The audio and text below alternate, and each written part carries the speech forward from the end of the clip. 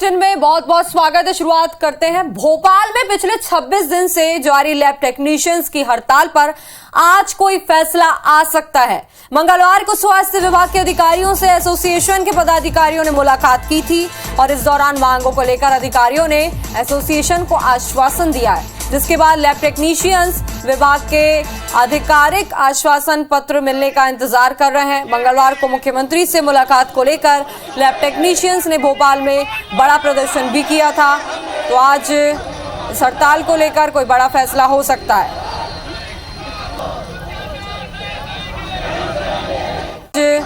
इस हड़ताल को लेकर कोई बड़ा फैसला हो सकता है।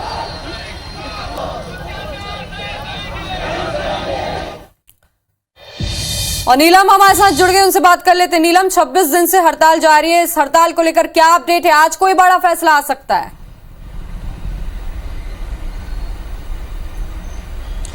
जी बिल्कुल, देखिए लगातार 26 दिन से जो है लैब टेक्नीशियंस की हड़ताल प्रदेश भर में जारी थी और कल जो है स्वास्थ्य विभाग के अधिकारियों के साथ लैब टेक्नीशियन एसोसिएशन के पदाधिकारियों ने मुलाकात की थी। जो जानकारी मिली है उसके मुताबिक जो मुलाकात है वो काफी सकारात्मक रही है। उनकी जो भी मांगे थी उन पर काफी हद तक सहमति बन चुकी है, पर एक आश्वासन, आधिकारिक आश्वासन पत्र जो है उसका इंतजार एसोसिएशन के पदाधिकारी कर रहे हैं। जैसे ही उन्हें स्वास्थ्य विभाग की तरफ से वो आश्वासन पत्र मिल जाएगा उसके बाद जो है वो अपनी हड़ताल खत्म कर सकते हैं। लगातार क्योंकि करीब 1 महीना होते हुए आया है, सोमवार को भी एक बड़ा प्रदर्शन सीएम हाउस के बाहर जो है लैब टेक्नीशियंस, लैब असिस्टेंट ने मिलकर के किया था। 13 सूत्री मांगों को लेकर के 13 जनवरी को ये हड़ताल जो है शुरू की गई थी, जिनमें वेतनमान को बढ़ाने, पदोन्नति के नियम में परिवर्तन, पदनाम परिवर्तन, संविदा कर्मचारियों का नियमितीकरण, इस तरह की करीब 13 मांगों को लेकर ये हड़ताल शुरू की गई थी। और इसके चलते खासतौर पर जो जिला चिकित्सालय है, पीएचसी, सीएचसीज है, वहां पर जो है सैंपल कलेक्शन और सैंपल की जांचों को लेकर के बड़ी समस्याएं देखने को मिली थी। मलेरिया की जो स्लाइड की जांच होती है वो भी काफी करीब 2000 के आसपास पूरे प्रदेश में जो है पेंडिंग पड़ी है लैब टेक्नीशियंस की हड़ताल की वजह से। तो इन सभी परेशानियों को देखते हुए कल जो है स्वास्थ्य विभाग के अधिकारियों ने पदाधिकारियों के साथ बैठक की है। अब देखते हैं कि आज उन्हें ये आश्वासन पत्र मिल पाता है या नहीं। जैसे उन्हें आश्वासन पत्र मिलेगा तो ये हड़ताल जो है खत्म हो सकती है। जी बिल्कुल, तो कल स्वास्थ्य विभाग के अफसरों से उनकी आज बातचीत हुई थी कल, तो आज कोई फैसला आ सकता है। तमाम जानकारी के लिए बहुत शुक्रिया नीलम। संत रविदास जयंती के मौके पर सागर में आज सरकार का मेगा शो होने जा रहा है। केंट स्थित कजली वन मैदान में आयोजित संत रविदास महाकुंभ में सीएम शिवराज सिंह चौहान भी शिरकत करेंगे। इस दौरान मुख्यमंत्री 291 करोड़ के विकास कार्यों की सौगात देंगे। कार्यक्रम के जरिए सरकार दलित तबके को साधने की कवायद कर रही है। तो कजली वन मैदान में संत रविदास महाकुंभ का आयोजन किया जा रहा है। महाकुंभ में सीएम शिवराज सिंह चौहान शिरकत करेंगे। आपको बता दें कि 291 करोड़ के विकास कार्यों की वे सौगात देने वाले हैं। कार्यक्रम के जरिए दलित तबके को साधने की भी कवायद की जाएगी।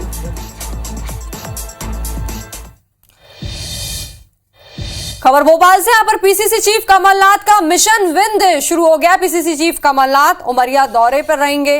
मंडलम सेक्टर में वे बैठक लेंगे। जनसभा के जरिए बीजेपी पर भी निशाना साधेंगे।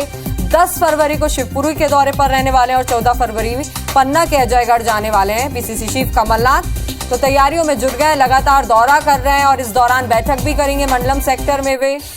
और बैठक के दौरान निश्चित तौर पर पार्टी की मजबूती को लेकर कई अहम फैसले भी लिए जा सकते हैं और कई अहम कदम उठाए जा सकते हैं। मध्य प्रदेश के विधानसभा चुनाव में सिर्फ 7 महीनों का वक्त ही बचा है। कांग्रेस सत्ता में वापसी के लिए बेताब है, लेकिन चुनाव से पहले ही कांग्रेस की एकजुटता पर सवाल खड़े हो रहे हैं। और ऐसा हम क्यों कह रहे हैं, देखिए रिपोर्ट। नया साल, नई सरकार। मध्य प्रदेश में कांग्रेस नेताओं ने साल 2023 की शुरुआत में भोपाल समेत कई शहरों में कमलनाथ को भावी मुख्यमंत्री बताया। जनवरी बीता, फरवरी शुरू हुआ और अब कांग्रेस के नेता ही इस पोस्टर में लिखे नारे के खिलाफ बोलने लगे। प्रदेश प्रभारी जेपी अग्रवाल के बाद अरुण यादव और अजय सिंह ने भी साफ साफ कह दिया कि कांग्रेस में भावी मुख्यमंत्री नाम की कोई चीज नहीं है। मुख्यमंत्री कौन बनेगा, कब बनेगा, कैसे बनेगा, ये चुनाव के बाद तय होगा। नंबर्स आएंगे, विधानसभा मेंबर्स की मीटिंग होती है, एक सिस्टम है, विधायक दल का मीटिंग होती है, उसमें चयन होता है। हाईकमान जो अखिल भारतीय कांग्रेस कमेटी के हमारे अध्यक्ष खड़गे जी हैं, सोनिया जी हैं, राहुल जी हैं, प्रियंका जी हैं, वरिष्ठ नेता और हैं जो दिल्ली में बैठे हैं, वो राय मशवरा करेंगे। जो मैंडेट मिलेगा वो मुख्यमंत्री होगा।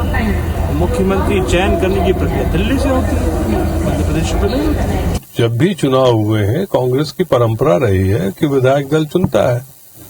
अब कोई अपने आप को इस तरह से कहता भी नहीं है कि मैं भावी मुख्यमंत्री हूं। मैं तो यही कह सकता हूं अपने लिए कि मैं भावी विधायक बनना चाहता हूं, बाकी और कुछ नहीं। कांग्रेस की सेकेंड लाइन की लीडरशिप कभी परंपरा का हवाला दे रही है तो कभी कांग्रेस के संविधान की दुहाई। दिग्गजों के बयान से ये तो साफ है कि अगर कांग्रेस की सरकार बन भी गई तो मुख्यमंत्री का ताज कमलनाथ के लिए फिर कांटों भरा हो सकता है। हालांकि कांग्रेस में अरुण यादव और अजय सिंह से इत्तेफाक न रखने वालों की संख्या फिलहाल ज्यादा दिखती है। जो पहले ही चुनाव में जीते हैं और जो सर्वमान्य नेता हैं पार्टी के, जो सबसे अनुभवी और वरिष्ठ नेता हैं पार्टी के और देश के, वो तो नैसर्गिक उत्तराधिकारी है। पूरी पार्टी एकजुट है, वो निर्विवाद नेता है। कहीं कोई जरा भी इस विषय को लेकर कोई दूसरी सोची पार्टी के अंदर नहीं है। अरुण यादव की नाराजगी के दो बड़े कारण हैं। पहला, अरुण यादव को कांग्रेस ने राज्यसभा के लिए नहीं भेजा।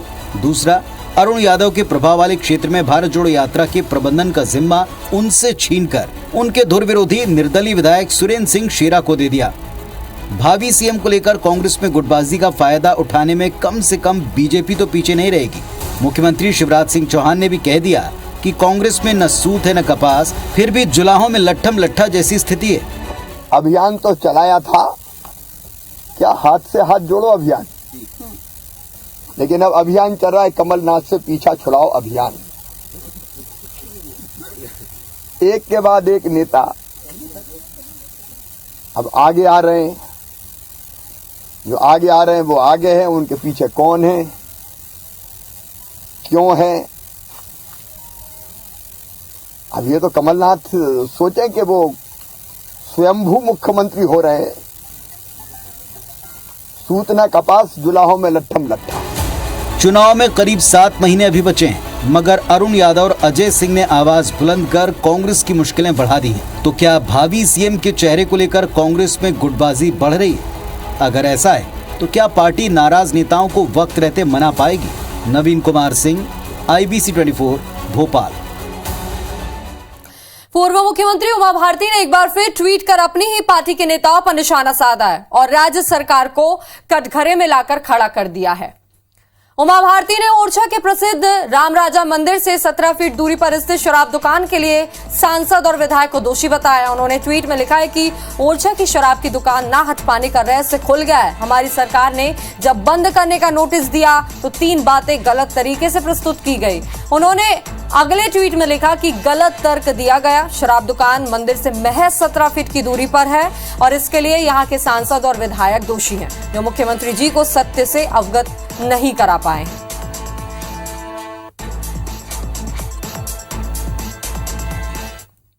मध्य प्रदेश ATS ने एक बार फिर से प्रतिबंधित संगठन पॉपुलर फ्रंट ऑफ इंडिया यानी PFI के सदस्यों पर शिकंजा कसना शुरू कर दिया है। पिछले हफ्ते ATS ने MP से 3 और महाराष्ट्र से 1 PFI सदस्य की गिरफ्तारी की थी, जो आज तक पुलिस रिमांड पर हैं। आज ATS इन चारों PFI सदस्यों को कोर्ट में पेश करेगी। अब ATS सूत्रों की माने तो ATS ने प्रदेश में सक्रिय PFI के 100 से ज्यादा सदस्यों को नोटिस भेजा है। वे कहीं ना कहीं पकड़े गए PFI सदस्यों की आर्थिक और कानून तौर पर मदद कर रहे थे और साथ ही ATS ने दावा किया है कि उन्हें PFI सदस्यों की बड़ी बैठकों में शामिल होने के सबूत भी मिले हैं। हरदा में जनपद सदस्य और भाजपा मंडल की उपाध्यक्ष की हर्ष फायरिंग का एक वीडियो सोशल मीडिया में जमकर वायरल हो रहा है। वीडियो में सुष्मिता राजपूत बंदूक चलाते दिखाई दे रही हैं, जिसकी खबर मीडिया में आने के बाद भाजपा नेत्री ने अपनी इस पोस्ट को डिलीट कर दिया और मीडिया के सामने आकर अपनी सफाई दी। सुष्मिता राजपूत ने कहा कि लाइसेंस बंदूक से हर्ष फायरिंग की है और जिले में अभी कोई आचार संहिता लागू नहीं है। वहीं मामले में कांग्रेस ने जमकर हमला बोला है। कांग्रेस प्रवक्ता आदित्य गारगव ने कहा कि बीजेपी नेता सत्ता के मद में चूर हैं। कांग्रेस ने मामले में कार्रवाई करने की मांग की है। जो वीडियो वायरल हो रहा है वो हमारे एक सामाजिक कार्यक्रम का है। परिक्रमा वासियों की यात्रा निकल रही थी जिसमें डीजे ढोल और सभी कुछ था, तो जिसमें सत्यनारायण जी कामले जो हमारे फूफा जी हैं जो परिक्रमा से आए हुए थे उनके नाम पे वो लाइसेंसी बंदूक है जिसके द्वारा फायरिंग की गई। और ये ऑब्जेक्शन उठाना सरासर गलत है क्योंकि अभी कोई आचार संहिता भी नहीं लगी है। ये वीडियो डालना सोशल मीडिया पर बिना किसी लाइसेंस के, खुद के नाम पे लाइसेंस के अपना हर्ष फायर करना, ये भारतीय जनता पार्टी की नेत्री की सत्ता के मद में चूर मानसिकता को दर्शा रहा है। आगे शहडोल में दगना प्रथा को लेकर IBC 24 की खबर का असर हुआ है। ग्राउंड जीरो में IBC 24 पर आरोपी ने अपना जुर्म कबूल किया है, जिसके बाद पुलिस ने उसे गिरफ्तार किया। इसके अलावा IBC 24 की टीम ने सामतपुर के घरों में जाकर पड़ताल भी की और उसे प्रमुखता के साथ दिखाया। खबर दिखाए जाने के बाद कलेक्टर ने टास्क फोर्स का गठन किया है, जिसमें कलेक्टर, SP, CMHO, महिला बाल विकास अधिकारी और अन्य 7 अधिकारियों को शामिल किया गया है। ये टास्क फोर्स हर दिन दगना प्रथा की काउंसलिंग करेगी और इसके साथ ही कलेक्टर ने दगना कुप्रथा वाले इलाकों में 144 धारा लगाने का फैसला लिया है और आदेश जारी किया है। जिला कार्यक्रम महिला बाल विकास अधिकारी और CMHO इनकी एक टास्क फोर्स की कमेटी बनाई है और इसके अंतर्गत धारा 144 में तो ये दागना दंडनीय होगा ही, साथ ही औषधि एवं चमत्कारिक उपचार अधिनियम 1954 की धारा 7 में भी ऐसी दंडनीय है। रमबतिया चमकार नाम की एक महिला जो दागने की प्रक्रिया में शामिल थी, उसकी गिरफ्तारी की गई है। माननीय न्यायालय के आदेशानुसार उसको नोटिस देकर छोड़ा गया है और पुलिस के द्वारा इसमें अनुसंधान किया गया। बिजली बिल के बड़े बकायेदारों को बड़ा झटका लगने जा रहा है। राज्य सरकार ने लोक अदालत में 10,000 रुपए से ज्यादा के बिलों में मिलने वाली 30% छूट बंद कर दी है। सरकार के नए आदेश के तहत लोक अदालत में अब 10,000 रुपए से नीचे के प्रकरणों में ही छूट मिलेगी। ग्वालियर शहर में उपभोक्ताओं पर 480 करोड़ रुपए का बकाया है। 17,500 बकायेदारों के मामले कोर्ट में चल रहे हैं। लोक अदालत में इनको 30% छूट का लाभ मिलना था, लेकिन आदेश के चलते अब 17,500 में से 5,500 बकायेदारों को ही छूट का लाभ मिलेगा। वहीं 12,000 बकायेदारों के केस में 10,000 से ज्यादा का बकाया है, लिहाजा इनको लाभ नहीं मिल पाएगा। 30% जो लोक अदालत की छूट की आप बात कर रहे हैं वो अभी भी है। 30% छूट अभी भी मिल रही है। छूट है उसकी जो मैक्सिमम लायबिलिटी है वो फिक्स कर दी है 10,000 रुपए तक की। पहले जो ये जो नियम आता था वो सभी उपभोक्ताओं के लिए आता था, उसमें ये सीलिंग नहीं रहती थी, तो वो उपभोक्ता अब इस लिमिट से बाहर हो गए। मध्य प्रदेश प्रगतिशील ब्राह्मण महासभा ने रामचरितमानस की लिथोग्राफिक पद्धति की सबसे पुरानी कॉपी को लेकर बयान जारी किया है। मानस की प्राचीन प्रति में शूद्र की जगह शूद्र शब्द होने को प्रगतिशील ब्राह्मण महासभा को तमाम विवादों को खत्म करने का बड़ा आधार बताया है। मध्य प्रदेश प्रगतिशील ब्राह्मण महासभा के प्रदेश संयोजक आशीष त्रिवेदी का कहना है कि सरकारों को मानस की प्रतियों को प्रिंट करने में हुई बड़ी भूल को सुधरवाना चाहिए और धर्म ग्रंथों के बहाने हिंदुओं को बांटने की कोशिश कर रहे लोगों पर सख्त कार्रवाई की जाना चाहिए। वहीं मानस की प्राचीन प्रति सुरक्षित रखने वाले जबलपुर के अजय तिवारी के दावे का समर्थन करते हुए कहा कि साल 1810 में कलकत्ता के फोर्ड विलियम्स कॉलेज के हिंदी के प्रोफेसर सदल मिश्र ने लिथोग्राफिक पद्धति से रामचरितमानस की पहली प्रति तैयार की थी, जो आज उपलब्ध नहीं है, लेकिन महावीर मंदिर ट्रस्ट पटना में उसकी डिजिटल कॉपी मौजूद है, जिसमें शूद्र की जगह शूद्र शब्द ही लिखा हुआ है। रामचरितमानस के बारे में जो बहुत सारे उसकी प्रतियों को जलाया जा रहा है, बहुत सारी भ्रांतियां उत्पन्न की जा रही हैं, जैसे कि ढोर गंवार शूद्र शब्द का जो उपयोग किया गया है उसमें शूद्र शब्द नहीं क्षुद्र शब्द है। तो हम आज ये मांग करते हैं कि जो इस प्रकार से समाज में वैमनस्य उत्पन्न कर रहे हैं, ऐसे लोगों के प्रति सरकार सख्त कदम उठाए, इनको तत्काल गिरफ्तार करे। खबर इंदौर से। आज होलकर स्टेडियम में रणजी ट्रॉफी सेमीफाइनल में आमने सामने है मध्य प्रदेश और बंगाल।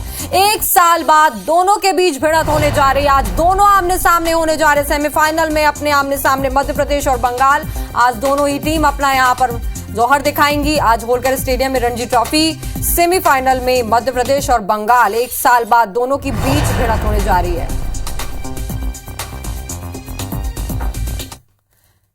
बात कर लेते हैं मध्य प्रदेश के मौसम की। तो यहाँ पर सर्दी का सितम जारी है। मध्य प्रदेश के कई जिलों में ठंड अभी और बढ़ सकती है। हवाओं का रुख बदलने से ठंड बढ़ी है। आपको बता दें 3 वेदर सिस्टम के कारण यहाँ पर तापमान बढ़ा है और लगातार बदलाव जारी है। मलाज खंड में सबसे ज्यादा ठंड है। यहाँ पर कल के तापमान की बात करें तो मलाज खंड में सबसे कम न्यूनतम तापमान 7 डिग्री दर्ज किया गया था। 2 दिन पहले की बात करें तो 5 डिग्री यहाँ पर तापमान मलाज खंड में सबसे कम दर्ज किया गया था। वहीं नौगांव, खजुराहो, ग्वालियर, नर्मदापुरम संभाग सहित तमाम इलाकों में ठंड का सितम जारी है। कोहरा भी आप देख सकते हैं और शीतलहर का भी अलर्ट कई इलाकों में जारी कर दिया गया है। न्यूनतम तापमान 8 डिग्री दर्ज किया गया है और इसी तरह 8 से 10 डिग्री तक का तापमान दर्ज किया जा रहा है।